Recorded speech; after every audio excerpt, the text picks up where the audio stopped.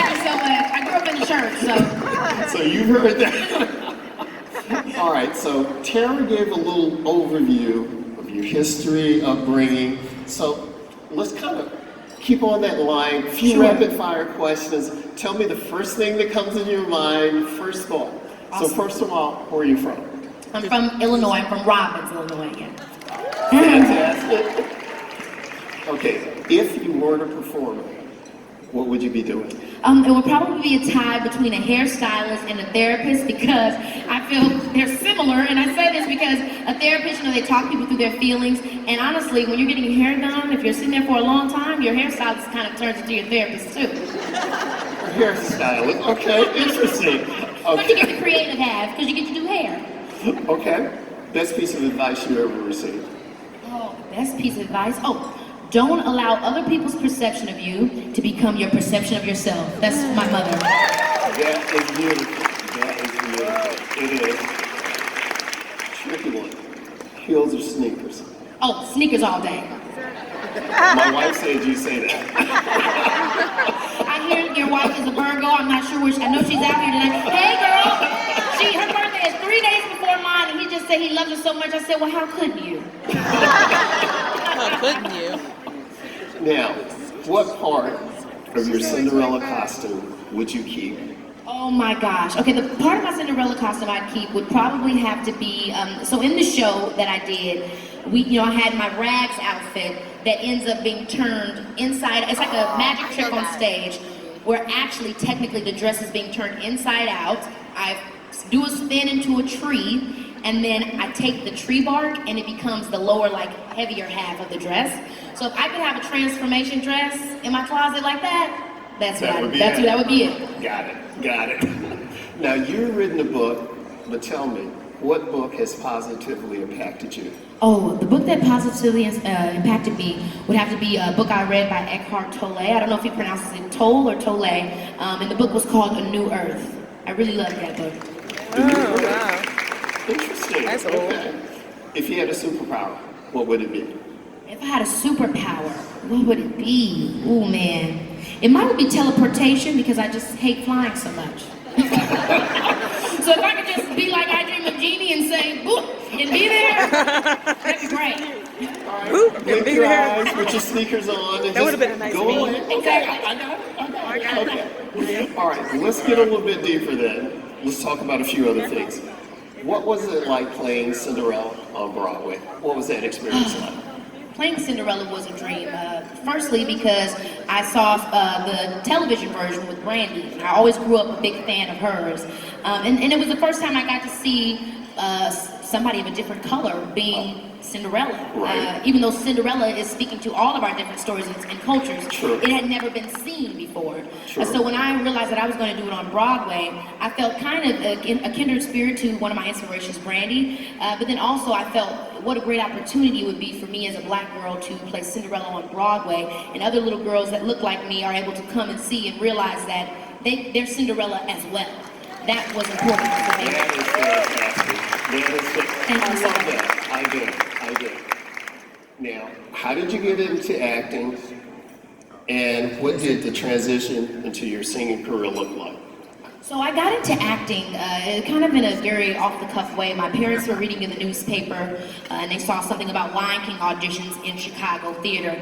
And they knew I loved to sing because my mother was a choir director, my father's a deacon, and I was a part of the choir, and I would sing in church. That's where I got my first solo.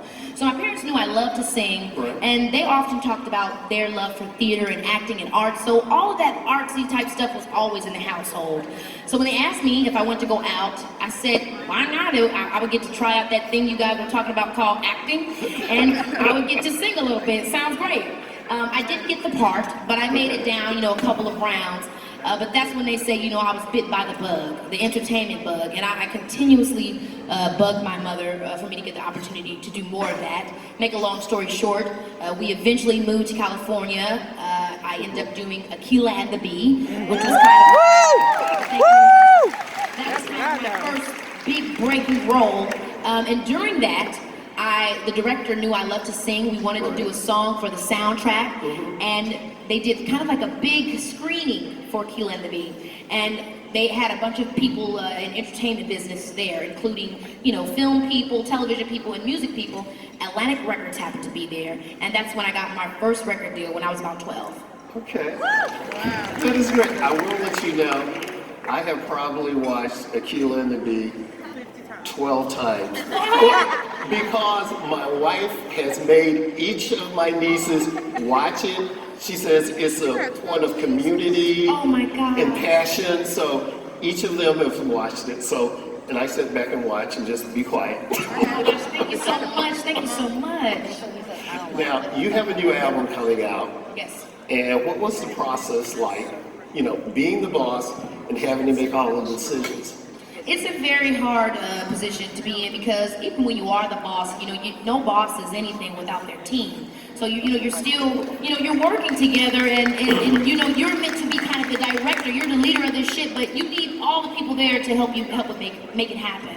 And this album in particular was different than any of the ones in the past because I owned my masters and I, pretty much signed myself to my own record company, and that was very freeing for me. So many times in the past, I felt there was no ownership over my work, or it always I didn't feel safe. So this is a much safer environment for me creating this project. But it pays to be the boss, so it still has its own challenges. But I'm excited for people to finally hear it. Woo! That is wise to say you're the boss, but it's I still love a that. team effort. It is. It is, and every person in here can realize that too and understand that. That is great. Thank you. In your book, I Don't Belong, you encourage young women to live a life of ownership, confidence. Can you speak about a pivotal moment in your life where you felt truly empowered? Yes, I'm truly empowered. I think that happens in many moments and steps that lead up to you having that feeling. I think most of it came from me saying to myself that, you know what, I'm going to really truly take my life into my own hands and have my own back. I think as a kid, being in the entertainment industry, initially it's just, I'm a kid, I'm being myself, I'm doing what I love.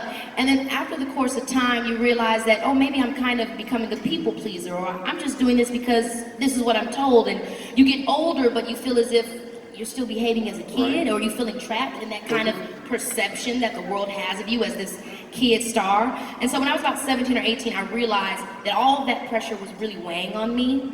And I remember I told my parents, I want to go to therapy because I know now that I'm dealing with depression. I'm dealing with anxiety. And I don't want to be that person anymore. I don't want to own that. I want to be above that and beyond that. And I really just started to try to do the work. I knew that, these are things that happen in life. You're going to always have stress. You're going to always have moments where you don't feel good. But when you are able to make the choice to say, I'm going to do something about it, that's empowering. When you do something about helping yourself, that was empowering. Woo! That is empowerment. That is knowledge of oneself. And that's a fantastic thing to do. Thank you so much. It is. Now, you have an interesting title for your book. It's interesting. Yeah. I heard it. The title is I Don't Belong. So how did you come up with that? It's funny because around that time is when I kind of started the process of getting back into music again. I had a very kind of, I guess you'll say, tumultuous relationship with the music industry.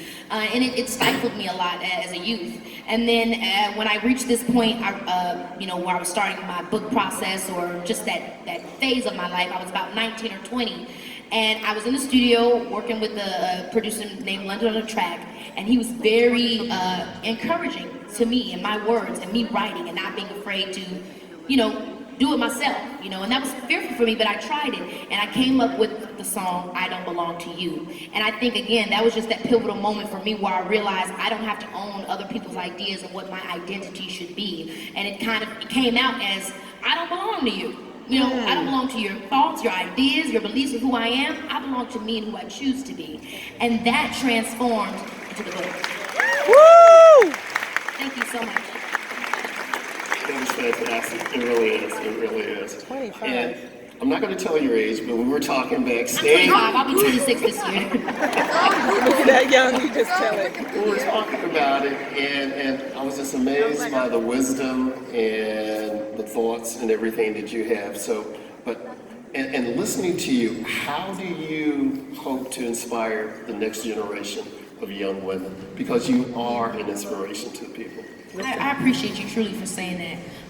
I think for me, it's such a loaded question, but if anybody could take anything from me, I would hope that they would take that you can do anything that you want to do. You can be anyone that you want to be. A lot of people see who I am today, this girl, I got the makeup on, I got the clothes on, or whatever accomplishments you may think I have, but that's not how it began. I came from a very small rural area in Illinois, where most people just dreamed and let them pass them by.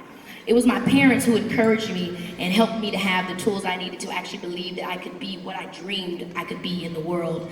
And I think when I became in the industry, in the entertainment industry, my whole thing was I want everyone to know that they're no different than me. I want to be able to let them know I came from where you come from, I'm just like you, and your dreams are possible. All you have to do is believe. And it sounds cliche, but I know from my life, my parents uprooting, driving 4 days and 3 nights to California with 4 kids, 2 3-year-old twins, and saying, I want to help my daughter make her dreams come true, and they actually were able to do that. That's nothing but God, that's nothing but faith, that's nothing but belief. So I really truly believe that in my heart. All you have to do is believe from a true place, and you can achieve anything.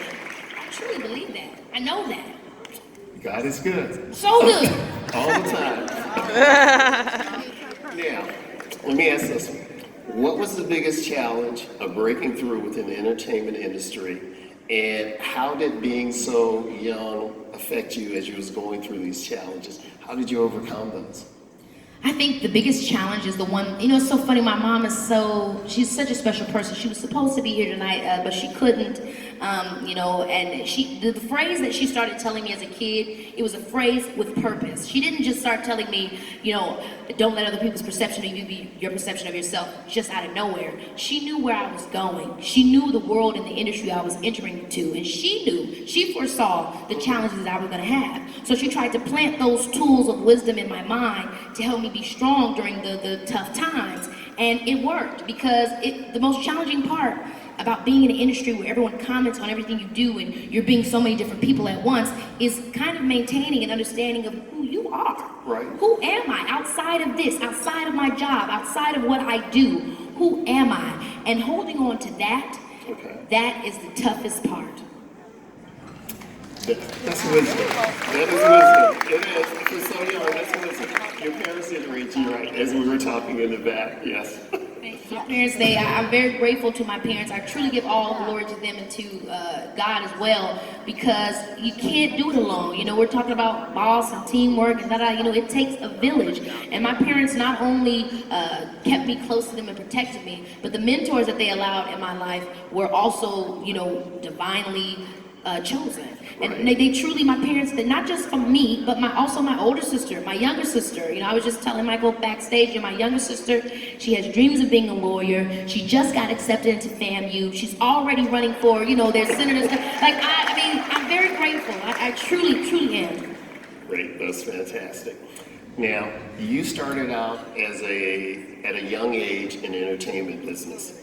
So, how do you think being an entertainer is relatable to these business owners that we're in front of now? Industry is industry, right? I think everybody is, what happens is everything kind of always becomes about money, and the idea is that, you have to stay true to why it is you got into it. But every industry has their political moments. I think we all have our own challenges. It's just a different backdrop. And I realized that actually when I went to New York, when I did Broadway, I spent 4 months in New York. Now before then, I had, kind of lived in Illinois as a kid, and then I grew up in California where there's only one reigning industry. So, you're in this bubble of what really is going on in the world. And then when I moved to New York, I realized that, wow, this is just one backdrop, but there are a million backdrops to the same things that we're all experiencing. We're all experiencing stress, worry, excitement. passion, confusion, trying to make it to that next level. It's just a different backdrop for all of us. But it's all the same things. And when we talk about it and we can engage, I think it makes us feel that much more like it's going to be okay. I'm not the only one. It's not just me. It's not all about me, but we all going through it. That's true. That is true. We really are all going through it. Wow. And self-awareness is a key item in that. Yes. It is. It is. Okay, you have had a really impressive career. And I hate saying for a woman of your age, but you have had an impressive career. So, what's the biggest piece of advice that you would offer, you would like to share with everyone today? Perseverance, never giving up. Life is what I've learned myself from my experience is that it's ebbs and flows. Everything's not going to be 100% on point, everything you want. Sometimes you're going to be at a 50, sometimes you're going to be at an 80, sometimes you're going to be at a 10, but you don't give up. You give what you can in the moments that you can, and you just lay your foundation brick by brick. Don't always have to overwhelm yourself with the end goal. Just stay on path. Take it day by day. Do your best. Each and every day you wake up, you get an opportunity to do it again. Just try your best. Woo! Thank you so much. Listening to you, it reminded me of the statement of Booker T. Washington. Now I'll leave you with this one. The measure of a man or a woman is not the heights that they have obtained, but rather the obstacles that they've overcome. And listening to you and the things you've done, that is fantastic in the words you have. So thank you. Thank you for that. Thank you for that. Let's give her a hand again. Thank all of you. Thank you all so much. Oh, thank you so much. Thank you. Thank you so much. I truly appreciate it. Thank you. Woo! Got it.